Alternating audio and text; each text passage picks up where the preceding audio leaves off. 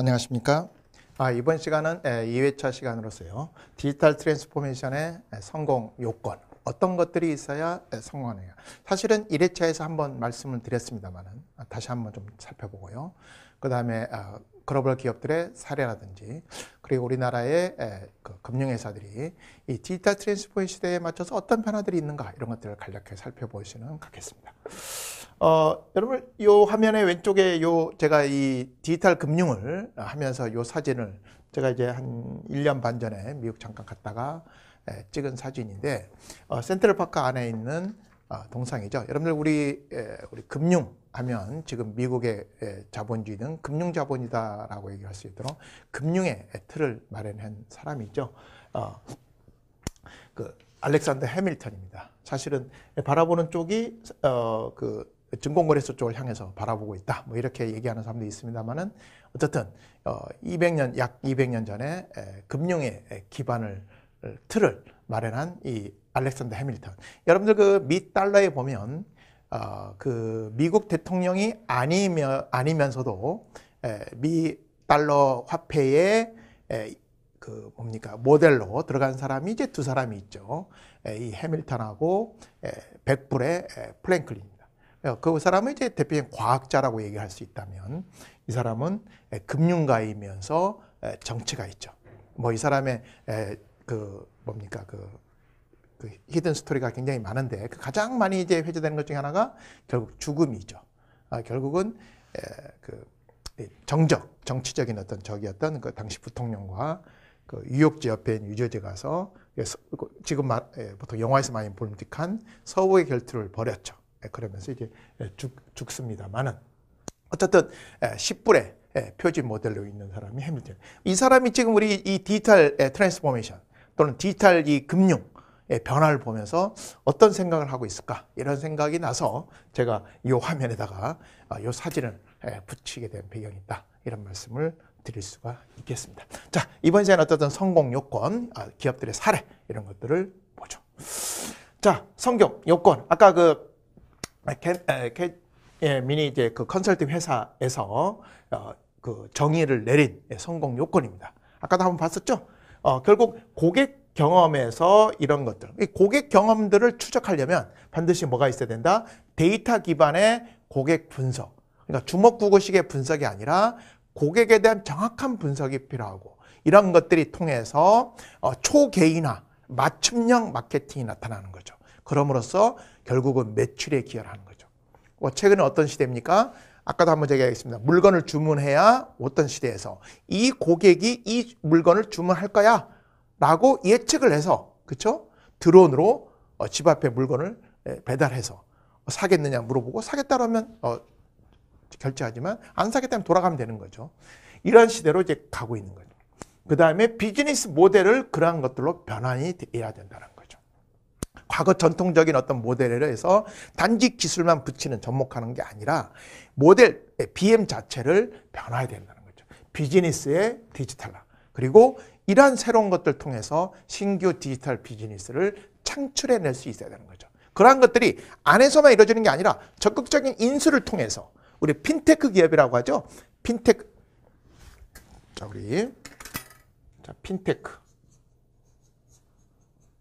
핀테크. 우리가 테크핀이라는 말하고 좀 이렇게 구분해서 씁니다만은, 이 핀테크는 어떻습니까? 우리 은행의 어떤 업무가 언번들링 되면서 그 업무들이 분화가 되면서 그 분화된 그 한 부분을 담당하는 게 이제 핀테크 업종이다라고 하면, 이 테크핀이라고 하는 것은 보통 이제 어떻습니까? 좀 거대한 어떤 소셜 기능이 있는, 우리가 보통 말하는 빅테크라고 하는, 우리나라 같으면 뭐 카카오, 그렇죠? 네이버, 뭐 이런 회사들을 우리는 얘기할 수가 있는 거죠. 좀 다른 성격이 있는 어떤 비즈니스 모델을 가져야 된다. 그리고 운영 프로세스에 있어서도 운영의 디지털화가 필요하다. 아까 얘기했죠. 그리고 로봇 프로세스 오토메이션이라고 하는 사무 자동화, 이런 것들이 필수적으로 따르게 되고, 뿐만 아니라 그런 것들 또한 성과 기여라고 하는 거, 성과 지표가, KPI가 명확하게 나타나야 직원들이 어떻습니까? 힘을 합치겠죠. 그렇지 않으면 냉소적이 되면 디지털 트랜스포메이션은 성공하지 못한다는 거죠. 우리 앞 시간에서 실패한 경우 봤지 않습니까? 직원들이 협조를 안 하면 안 돼. 그러면 직원들이 협조를 유도시키려면 뭐가 필요하다? 이 KPI, 즉 이 성과에 대한 정확한 객관적인 이 기준, 지표가 KPI가 마련이 돼야 된다. 그 다음에 디지털 역량이 필요하다는 거죠.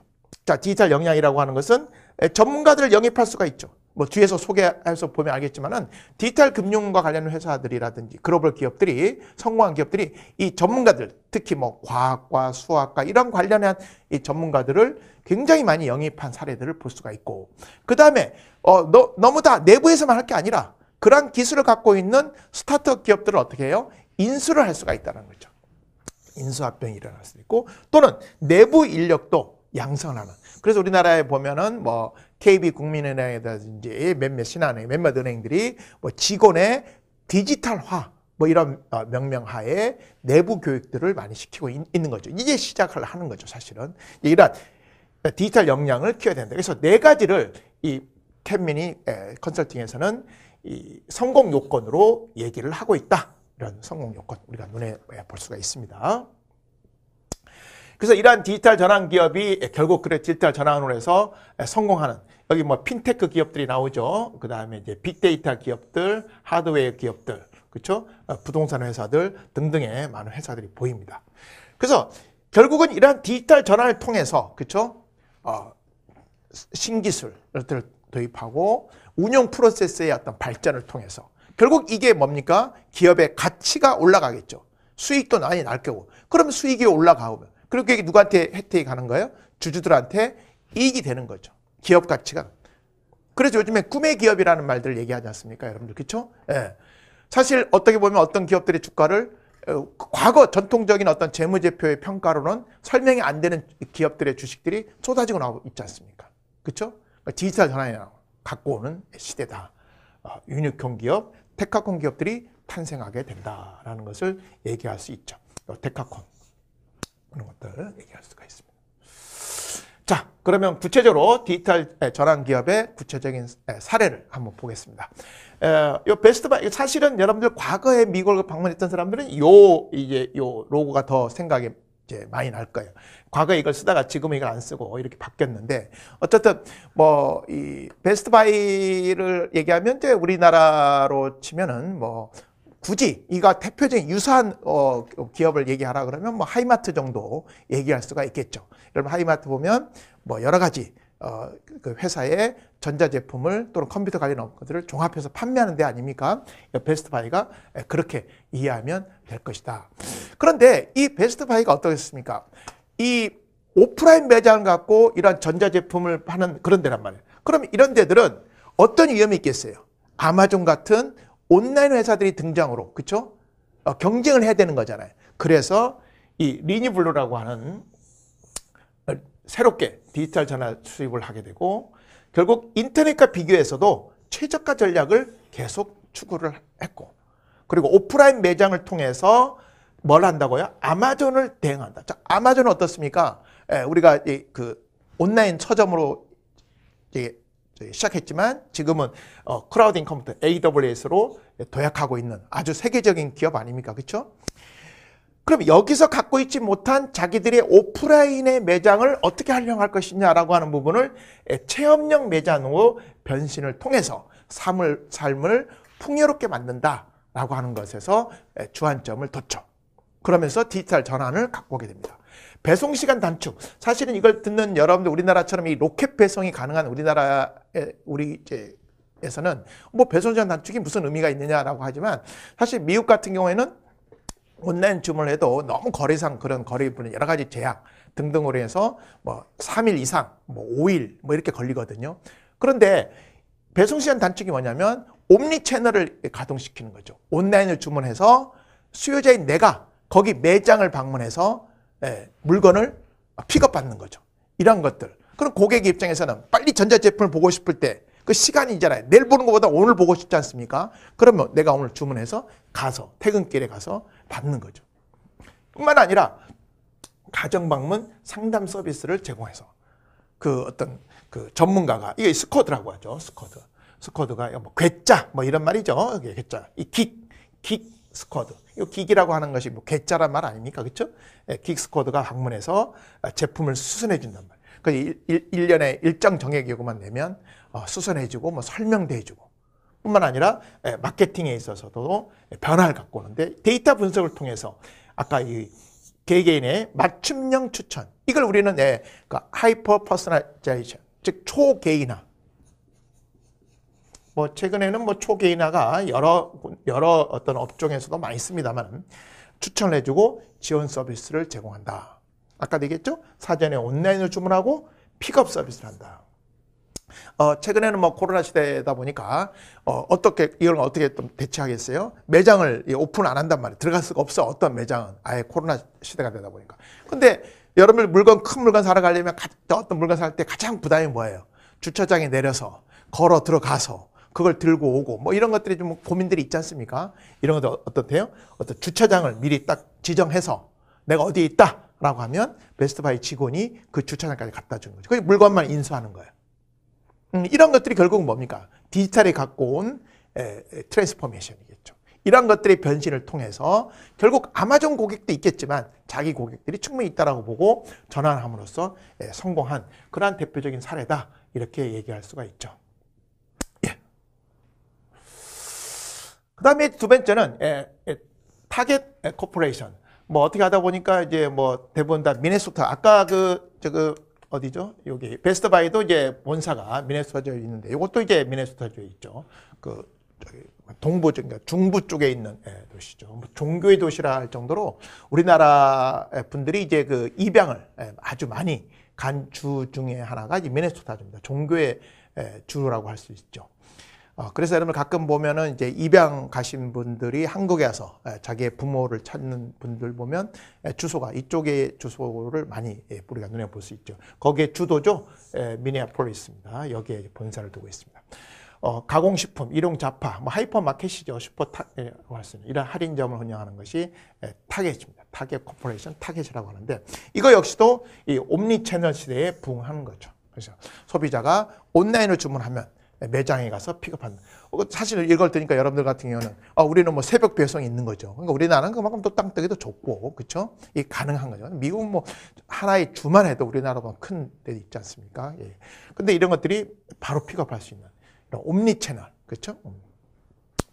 그 다음에 이제 판매자, 소비자 간에 직접 거래할 수 있는 뭐 D2C 모델을 도입한다거나 또 온라인 전용 브랜드인 이 캐스퍼를 통해서 매점에서 독점 판매를 하는 거죠. 여기서만 판매하는 거죠. 아까 초개인화 얘기했죠. 이 디지털 이 트랜스포메이션의 가장 공통점은 이제 초개인화다.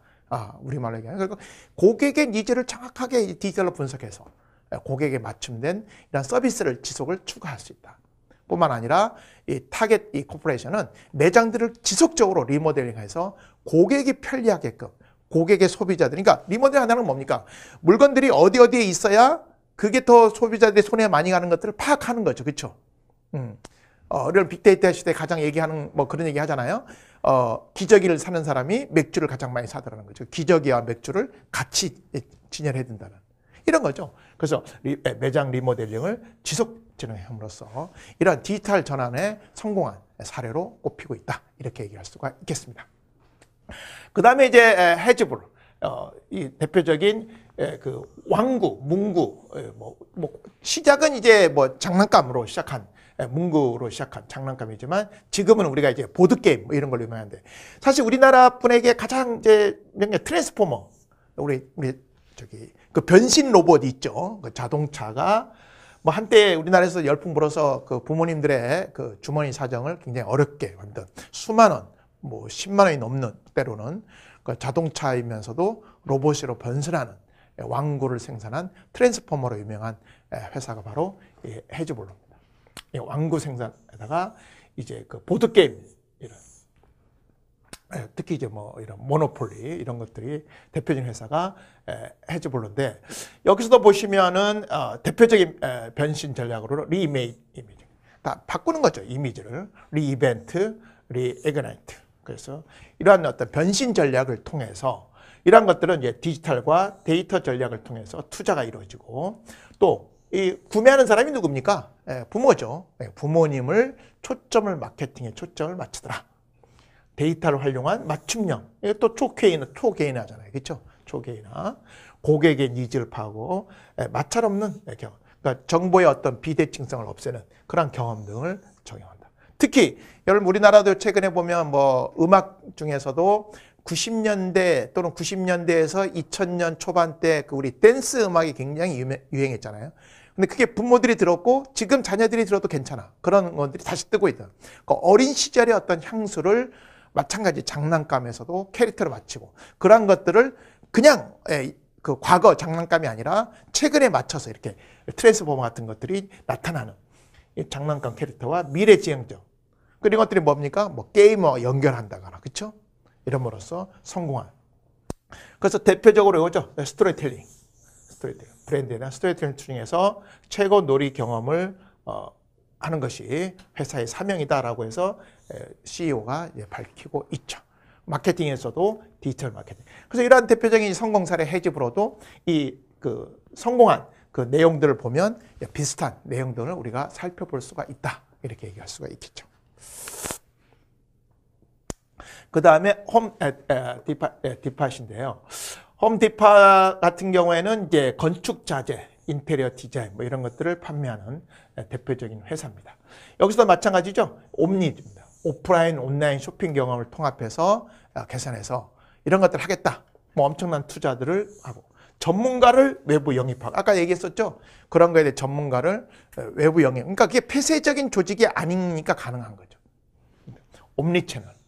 온라인에서 주문해서 오프라인에서 픽업한다. 고객의 최고의 제품과 자원을 제공하는 것을 목표로 한다. 그렇죠? 그 다음에 데이터를 활용해서 고객의 니드를 반영해서 신상품들을 만들어내고 그러면서 재고 상품에 대한 비용을 감소시키더라라는 거죠. 그 다음 비주얼 서치 기능을 추가해서 고객이 모바일 앱을 통해서도 방문하지 않고서도 앱을 통해서 스캔을 통해서 상품을 검색할 수 있는 이런 것들의 전환을 빨리 함으로써 성공한 대표적인 성공 사례다. 이렇게 써 있죠. 그 다음에 뭐 여러분 뭐 잘 아시죠? MS입니다. 마이크로소프트사죠. 우리 여러분 윈도우 뭐 우리나라 같은 경우 대부분 다 윈도우 이제 OS를 쓰고 있는 환경인데 빌 게이츠와 폴 앨런이 이제 회사를 해서 뭐 어떤 회사다라는 건 뭐 소개하지 않아도 뭐 다 윈도우 하면 다 아시는 회사죠. 이 회사 역시도 상당히 어려움을 겪었죠. 그렇죠? 어려움을 겪은 부분이 있었습니다만은 2014년 클라우드 네트워킹 시스템으로의 어떤 전략 변화, 조직 문화도 디지털 전환, 굉장히 어떤 개방적이고 수평적이고 그렇죠? 이런 변화들을 갖고 왔고 또한 이제 과거에 제품을 무조건 판매했던 건 뭐예요? 소유 경제였잖아요. 이런 것들을 구독 모델로 왜냐하면 자꾸 업그레이드 되니까 구독 모델로의 어떤 전환 그렇죠? 그래서 아까 얘기했죠. 폐쇄형 기업 문화에서 다른 기술과의 회사와의 어떤 파트너십 관계를 통해서 기술의 어떤 발전을 꾀하는 이러한 디지털 전환을 가까움으로써 어떤 위기를 넘긴 사례다. 이렇게 얘기할 수가 있겠습니다. 여러분 뭐 적어도 한 번 정도는 한 번 정도 안 신어본 사람은 있지만 한 번만 신은 사람은 없다 할 정도의 유명한 신발이죠. 한 번 또 신게 되면 굉장히 또 매니아가 되는 분들이 많죠. 나이키입니다. 그리스 신화에서 나오는 승리의 신을 뜻하는 이러한 거기서 이제 나오는 거죠. 육상 트랙을 뭐 역동적으로 형성한 거다. 이거 역시도 여기 이 나이키에서 가장 그 디지털 전환의 가장 큰 사례에서 성공 사례를 꼽는 게 뭐냐면 다른 것들을 모방하지 않는다라는 거죠. 다른 걸 모방한다라고 하는 개념이 뭐냐? 아마존이 어떻습니까? 그 플랫폼으로 굉장히 이제 커지니까 나이키 역시도 입점을 했을 거예요. 그런데 그 안에 우리말로는 짝퉁이 판치다라는 거죠. 여러분 나이키라는 신발이 좀 비싸지 않습니까? 그렇죠? 특히 한정품 같은 경우에는 되게 고가인데 가짜가 판매돼요. 그래서 이런 것들을 과감히 아마존에서 나와서 디지털 채널들 직접 판매를 전환해버린 거죠. 그리고 그 판매 접점의 확대를 하는 거니까 판매 접점의 확대라는 건 뭡니까? 나이키라는 신발을 여기저기서 파는 게 아니라 자기 메인 홈페이지에서 판매하고 오히려 관리를 직접 관리하는 것이 더 중요하다고 보는 거죠. 그러니까 나이키 구매는 나이키가 지정한 곳에서만 딱 팔 수 있는 거죠. 여기저기서 파는 게 아니라는 거죠. 이런 전략으로 바꾼 거죠. 뿐만 아니라 디지털 마케팅과 데이터 분석을 통해서 고객과의 어떤 연결성을 강화함으로써 아까 우리 초개인화라고 하는 고객 맞춤형 제품을 고객이 원하는, 고객의 어떤 그 체형이 맞는 그러한 제품들을 추천할 수가 있고, 뿐만 아니라 매장에 방문했다면 그런 매장에 방문했을 때 체험을 통해서 체험을 할 수 있는 그런 매장도 개설하고, 뿐만 아니라 모바일 앱이라든지 그리고 또 이런 것들 VR 기기를 통해서 오프라인 매장을 체험할 수 있는, 이런 것이 디지털 혁명이 갖고 오는 VR, AR 이런 가상현실의 공간을 자기 있는 곳에서도 얼마든지 체험할 수 있다는 거예요. 뿐만 아니라 제품의 개발 주기를 단축하여서 신제품을 시장에 계속 내놓고, 그리고 시장의 변화, 고객 니즈의 변화를 대응함으로써 또 뿐만 아니라 이제 재고를 줄이기 위해서 생산 품목 수를 통제하고, 그렇죠? 이런 것을 통해서 디지털 전환을 갖고 와서 성공한 대표적인 사례다라고 나이키를 얘기할 수가 있겠습니다. 그 다음에 이제 허니웰인데, 허니웰은 소비자 제품들, 특히 항공과 관련된 뭐 이런 시스템 개발이라든지 CCTV 솔루션 판매, 이런 다국적 복합 기업이다, 이렇게 얘기할 수가 있죠. 그 유역주 바로 옆에 있는 그 유저지주에 있습니다. 그래서 이 허니웰 인터내셔널은 어떤 디지털 전환을 것 같냐, 고객사를 상대하는 그 업체 수 자체를 8개, 6개로 줄여요. 줄이면서 효율성을 갖고 와서 양보다는 질에 집중하고 디지털 솔루션을 활용하는 목표다라는 것들을 갖고 오고, 2010년 내부의 어떤 디지털 전환 조직들을 만들어내고, 그 다음에 특히 이런 그 제품들이다 보니까 사물 인터넷 이런 것들, 그걸 통해서 뭐를 할 수가 있습니까? 데이터를 수집할 수 있잖아요. 그렇죠? 데이터 수집이 되면 그런 것들 통해서 또 어떤 불량률을 낮추고 오류가 발생하는 것들을 캐치할 수가 있는 거죠. 그 산업 공정 전체적인 프로세스를 재창조를 했다. 뿐만 아니라 고객에 더 많은 기술 솔루션을 제공하고, 데이터 분석 내부 솔루션에 대한 역량을 집중하고, 그리고 내부의 어떤 프로세스, 조직의 간소, 아까 우리 성공하는 기업의 캠제미가 컨설팅사에서 얘기했던 그 성공 요건 중에 뭐가 있었어요? 운영 프로세스, 그렇죠? 운영 프로세스가 간소화해. 슬림해야 되고 의사결정이 빨라야 된단 말이에요. 그래서 뿐만 아니라 역량을 최대한 활용을 했더라. 그럼으로써 고객과의 협력도 강화하고 품질 개선을 나서면서 허니웰이 디지털 전환 성공 사례로 소개가 되고 있습니다. 자, 지금까지 몇몇 기업들을 소개했는데, 그럼 결과적으로 이러한 디지털 전환 기업들의 성공 사례에서의 교훈이 뭐냐? 결국 누가 주체를 갖고 해야 된다? CEO가 앞장서서 해야 된다는 거죠. 자, 이걸 우리가 탑다운 방식, 탑다운이라는 건 뭐예요? 하향식이라는 말이죠. 하향식. 그러니까 위에서 아래로 탑다운 방식으로 해야 이게 큰 의사결정이 된다는 거죠. 왜냐하면 대규모 투자가 필요하단 말이에요. 대규모 투자가 필요한데 이 아래서 대규모 투자를 합시다 이런 말을 할 수가 있겠어요? 어렵다는 거죠. 이 하향식의 상대적 개념이 뭐예요? 바텀 방식이잖아요. 그렇죠? 밑에서부터 올라오는 게 바텀이고, 그리고 탑다운 방식. 엊그제 이제 그 트럼프 대통령이 임기를 채워서 이제 물러났는데, 그 사람의 외교 정책이 탑다운 방식이라는 말을 많이 하잖아요. 자기가 결정을 해버리는. 그럴 때 탑다운이라는 말을 많이 쓰는 거죠. 그러니까 CEO가 주체가, 그래야만이 재원 확보, 이 대규모 투자가 필요하니까 재원 확보가 용이하고, 이런 변화에 대한 이런 기술 흐름이 또 적응하는 기술 흐름이 필요합니다. 조직 문화와 조직 구성의 마인드를 변화시킬 수 있고, CEO가 앞장서서 주체가 돼야 되니까. 여러분 최근에 보면 그 메모리 반도체 시장, 삼성전자를 빼놓고 얘기할 수 없는데, 삼성전자가 비메모리 반도체 시장으로, 왜냐하면 반도체 시장 보면요, 전체 시장을 100이라고 하면 70% 이상이 비메모리 시장이거든요. 비메모리 쪽은 어렵잖아요. 연산 기능을 하는 게 비메모리니까. 보통 시스템 반도체라고 얘기하는 거고. 메모리 쪽은 이제 저장이니까 그 비메모리 쪽보다는 좀 단순하지 않습니까? 그래서 집적 회로를 계속 늘려야 되는 대규모 투자가 이루어지는. 그러니까 삼성이라고 하는 그 이건희 회장 때 그 오너가 있음으로써 대규모 투자 의사결정을 바로바로 할 수 있었기 때문에 어떻게 보면 일본을 따라잡았다고 얘기를 판단을 많이 하거든요. 이 디지털 트랜스포메이션도 그런 부분이 같은 일맥상통하는 게 있다는 거죠. 그래야만이 직원들의 어떤 마인드 변화. 그래서 삼성이 반도체 할 때 64 D램 얘기할 때 그 64km의 행군을 얘기했거든요. 처음 64km의 그 행군을 통해서 그 마인드의 변화를 갖고 왔다는 유명한 사례가 있죠. 역량 발굴들을 한다. 그 다음에 옴니 채널을 구현한다. 옴니 채널. 아까 했죠. 온 오프라인 통합인 거죠. 소비자가 온라인, 오프라인으로 모바일 등 다양한 경로를 넣으면서 검색하고 체험하고 내가 직접 가서 받을 수도 있고 뭐 이런 것들을 또 도입한. 최근에도 보면 뭐 우리나라 대표적인 뭐 대형 서점인 교보문 같은 데서도 보면 가서 책을 볼 수도 있지만 보다가도 바로 온라인을 주문해서 바로 드림 코너에서 받을 수 있는 것도 하나의 옴니 채널의 대표적인 사례다. 이렇게 얘기할 수 있죠. 이런 것도 구축하더라는 거죠. 뭐 아까 우리 소개했던 베스트 바이, 우리 저기 하이마트 같은 홈디포라든지 나이키, 뭐 타겟 이런 데들이 이런 대표적인 아까 구축되는 거 보셨죠? 그다음 목표 설정가 분명해야 된다는 거죠. 목표가 정확하게 뭐 단지 기술만 잠깐 들어오는 거는 안 된다는 거죠. 목표 설정이 정확해야 되고 집중화된 소수에 집중화된 어떤 직원들이 딱 투입이 돼야 된다는 거죠. 그래서 구체적인 프로젝트를 집중해야 되고 목표를 명확히 설정해야 된다는 거죠. 그리고 디지털 채널을 활용해야. 이런 것들이 우리가 지금 소개했던 디지털 전환 기업들의 성공 사례에서의 교훈이다. 이렇게 얘기할 수 있죠. 자, 그러면 금융기관들은 어떤가? 금융기관들의 디지털 트랜스포메이션은 은행들의 현실에 있어서 보면 상당히 지금 과거 조직이 그 어떤 대규모 조직이죠. 대규모 조직이고 폐쇄적인 부분이 상당히 있었던 거죠.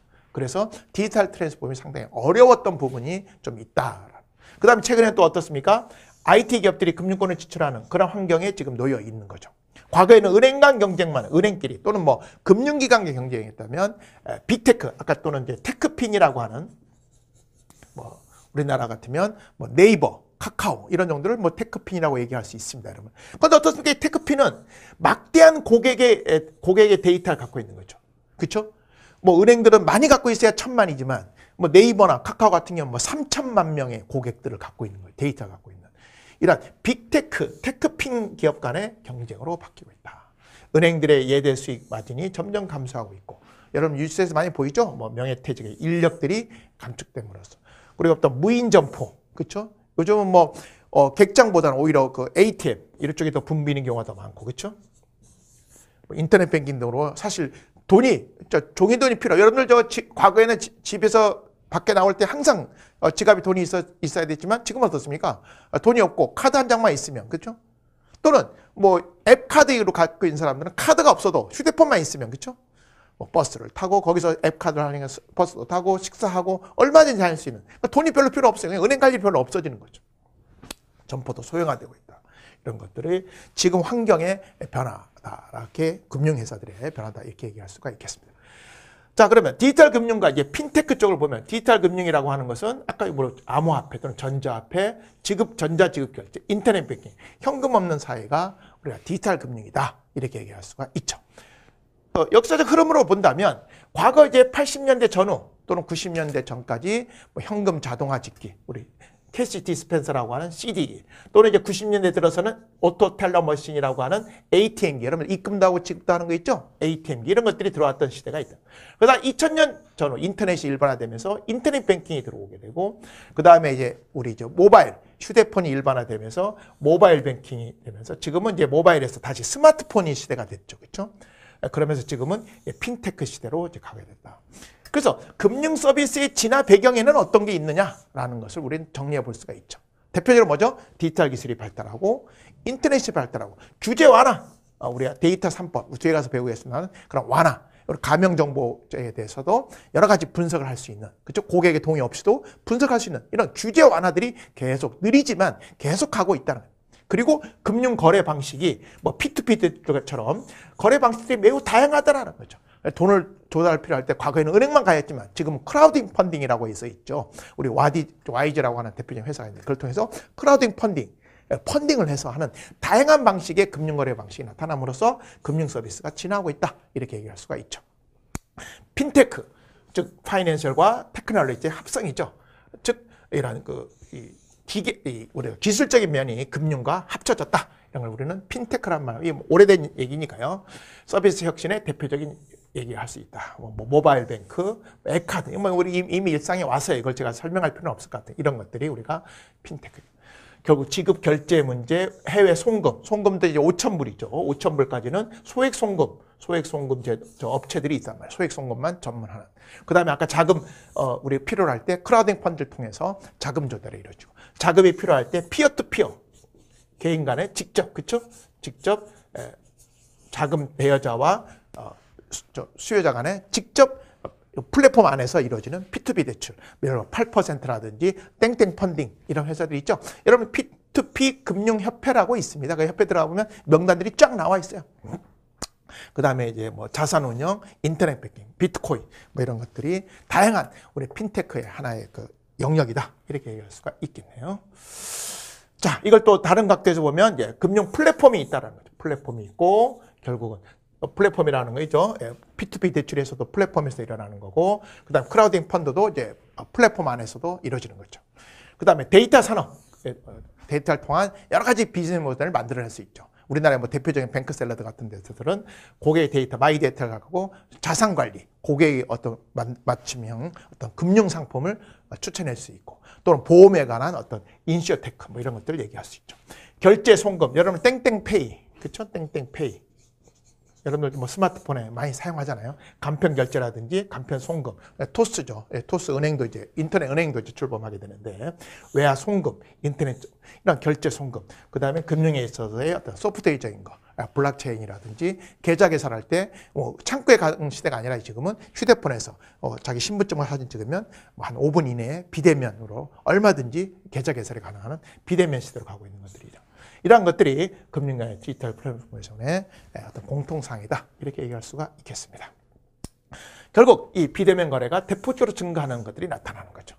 이런 것들입니다. 어렵지 않죠? 예. 그럼 이렇게 금융권의 디지털전환이 일어나는 이유가 뭐냐? 오픈 금융원에서 무한 경쟁 시대, 협업의 시대, 그리고 수익성이 악화가 되는 거예요. 그렇죠? 그 다음에 생활 자체가 리번들링 되는 그런 부분들로 나타날 수가 있죠. 리번들링이라고 하는 말은 우리가 다음 화면에서 우리가 얘기를 해보겠습니다. 번들링이라고 하는 것은 여러 업무, 카드 업무, 뭐 자산관리 업무, 대출 업무 이런 것들 한 군데서 이루어지는 게 이제 번들링이라면, 이게 분리가 되는 거, 쪼개지는 게 언번들링입니다. 그러니까 대출은 어디 딴 데서 다른 회사에서 할 수 있고, 이게 언번들링. 그러니까 이게 번들은 합쳐진 거라면 이 언번들링은 이거 여러 개 기업이 나눠서 제공하는 거죠. 뭐 송금도, 환전상에서도 할 수 있잖아요. 은행 안 가도 되잖아요. 그 다음에 뭐 대출도 P2P 업체가 할 수 있잖아요. 이렇게 분합화되는 거, 분리가 되는 거를 언번들링. 그러다가 재정립되는 게 리번들링.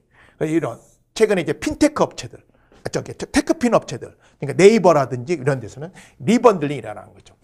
특화된 서비스에 집중한 고객을 취해서 다양한 서비스를 추가적으로 제공하면서 하나의 플랫폼 안에서 모든 게 다시 새롭게 제출하는 게 리번들링이다. 그래서 번들링이 과거 전통적인 은행의 모습이라면, 지금은 중간에 언번들링이 됐다가 다시 이제 최근에는 핀테크 또는 테크핀 업체들과의 리번들링이 일어나고 있다. 이렇게 얘기할 수가 있겠죠.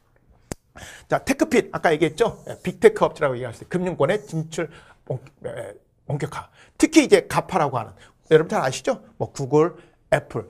애플하고 이제 아마존은 이제 순서를 바꿔도 많이 씁니다만은, 어쨌든 아마존, 페북, 아마존의 이런 플랫폼 전략, 이런 것들이 배경이 뭐가 있냐? 바로 이거야. 방대한 고객 데이터를 갖고 있고 기술을 갖고 있다는 거, 이런 것들을 선점하면서. 그래서 우리나라의 이 테크핀이다 라고 하는 부른 이제 뭐 빅테크 업체들이, 이런 업체들이 테크핀이다 라고 얘기할 수 있죠. 이 핀테크는 하나의 기술 분야, 약간의 소규모죠. 그러니까 스타트업 기업들 하나의 어떤 영역만 하는 쪽을 이제 핀테크라고 하면, 그렇죠? 요거 테크핀은 막대한 고객 데이터를 갖고 새로운 것들을 더 추가할 수 있는 게 테크핀이다. 이렇게 얘기하시면 되겠다. 이렇게 말씀드렸습니다. 그래서 우리나라의 그 고객에 영향을 미치는 요소와 관련돼서도 보면, 여기 이제 베인 & 컴퍼니에서 그 품질에 있어서 보면 은행들의 서열이 이렇게 높지 않죠. 시간 전략도 높지 않고, 간편에서는 굉장히 떨어지죠, 은행이. 그렇죠? 테크핀 기업에 비해서. 그러나 다행스러운 건 은행이 그나마 이제 뭐 불안감 뭐 이런 거에서는 그래도 신뢰도는 신용은 아직 좀 있지만, 여기 보면 간편에서 굉장히 떨어지는 것을 볼 수가 있습니다. 자, 마무리하면서 금융산업이 한국은행에서 어떤 핵심 기술이 필요하냐? 이런 핵심 기술은 이런 것들이 필요하다. 블록체인이라든지 원장 기술, 사물 인터넷, 바이오 인증. 최근에 보면 우리 공인 인증서가 없어지면서 공동 인증서 또는 이제 패턴 지문도로 가고 있죠. 그다음 AI. 그다음 이런 활용 서비스를 통해서 이런 것들이 이제 뒤에 가서 요거는 이제 우리 디지털 활용에 가서 다시 말씀을 드리도록 하겠습니다. 그 다음에 이런 이제 범용화. 그러나 우리나라 금융기관인데 어려운 점은 뭐냐? 이게 범용화에 매몰되더라는 거죠. 차별화가 어려워. 그러니까 끽해봐야 금리 경쟁, 가격 경쟁의 한계가 노출되면서 번들링에 있어서의 어려움을 겪고 있다. 그러니까 혁신의 어려움이라고. 뿐만 아니라 외부에서는 또 선진금융권의 혁신이 가속화되는. 그렇죠, 여기. 특히 골드만삭스 보세요. 마커스, CEO 이름이죠. 개인용 온라인 대출 플랫폼을 만들었고, 스퀘어, 모바일 결제 플랫폼을 만들고, 로빈훗, 주식 관련 플랫폼 등 다양한 공격적인 운영들을 하고 있죠. 존 피어먼트 모간이라고 하는 JP 모간에서도 이런 핀바이 체이스 모바일 뱅킹을 철수하고 이런 것도 철수하니 실패한 사례들. 그러니까 결국은 기존 테크핀을 모방하는 것이 아니라 모방하는 거잖아. 새로운 모델을 시상하지 않으면 JP 모간은 실패했던 그런 사례들을 얘기해주고 있습니다. 요건 참고적으로요, 자료로 넣어놨습니다. 금융감독원에서 우리나라 이제 금융회사들의 디지털 전환에 있어서 조직들은 어떤 정도 현황이냐라는 거 인력 확보를 하고 있습니다만은 인력이 그렇게 많지 않습니다. 내부 인력도 많지 않고 외부 인력도 뭐 이건 18년 기준이니까 조금 이제 있습니다만 최근에는 많이 확보를 하고 있다 이렇게 얘기할 수가 있겠습니다. 쉬어가기 요 자료는요, 여러분들 이제 앞으로 애플리케이션 프로그래밍 인터페이스라고 하는 API 이런 것들을 일반인에게도 공개키를 주는 오픈 API란 말을 많이 쓰게 되는데 뭐 여기에 관련된 건 아니지만 이제 API라고 하는 것은 이제 프론트엔드라고 고객의 유저 UI UX에서 이제 직접 보는 프론트엔드라고 하는 부분이 있고 개발자들이 뒤에서 보는 이제 백엔드라고 하는 부분이 있죠. 요걸 갖고 이제 우리는 오픈 API란 말을 많이 이런 쓰게 되니까 참고적으로 보시라고 쉬어가기로 넣어놨고요. 그 다음에 제가 사무 자동화 기기라고 해서 로봇 프로세싱 오토메이션이라고 해서 과거 ERP 시대에서 사무 자동화로 가는 용어들을 많이 여러분들 볼 수가 있어서 쉬어가기로 제가 넣어놨습니다. 자, 이번 2회차 시간에서는요, 디지털 성공 요인이라든지 디지털 금융의 어떤 글로벌 기업에서의 성공 사례 이런 것들을 살펴봤고요. 다음 3회 시간에서는 글로벌 금융회사들의 실제 사례들과 우리나라 현황들에 대해서 좀 더 살펴보는 시간을 갖도록 하겠습니다. 이번 시간 여러분들 강의 들으시라고 수고 많으셨습니다.